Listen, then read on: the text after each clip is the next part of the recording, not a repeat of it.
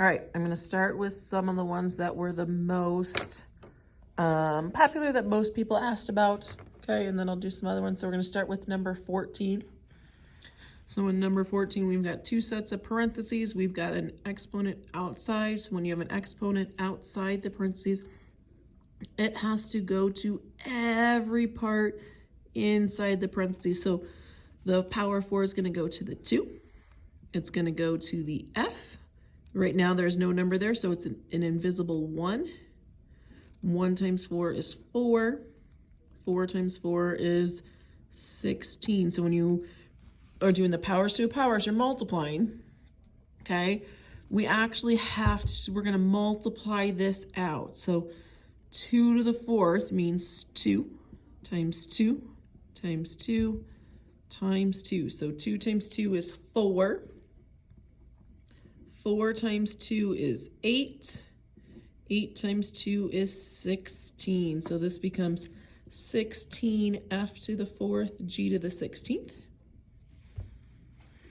And then this is a different set of parentheses, so we're going to have to do 6 to the f and to the g.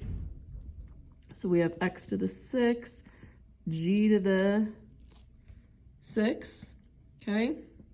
Let's write it again because I wrote that line again. And now we're going to take our exponents, or variables that match, and we're going to add those exponents. So we keep this 16. F to the 4th times x to the 6th. We've got to add those exponents together, so it becomes f to the 10th. G to the 16th times g to the 6th. Again, we actually want to add those exponents. So g to the 22nd. So it becomes 16 f to the 10th, g to the 22nd.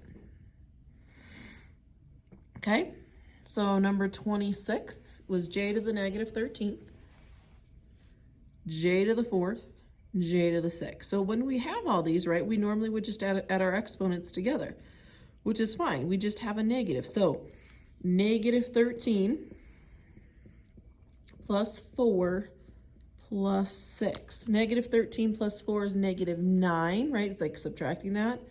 Negative 9 plus 6 would be negative 3. So we have j to the negative 3rd.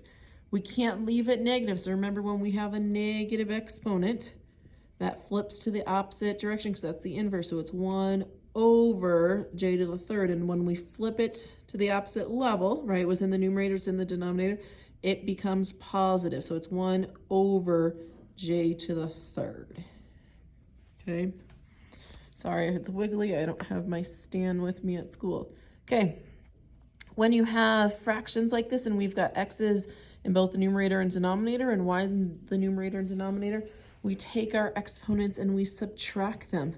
5 minus 1 is 4, so it's x to the 4th. 6 minus 2 is 4, so it's x to the 4th, y to the 4th. So all we're doing is subtracting our exponents on that. So again, that was 14, 26, and 15. So if you need to see it longer, you can pause this video so you can see and look at the work.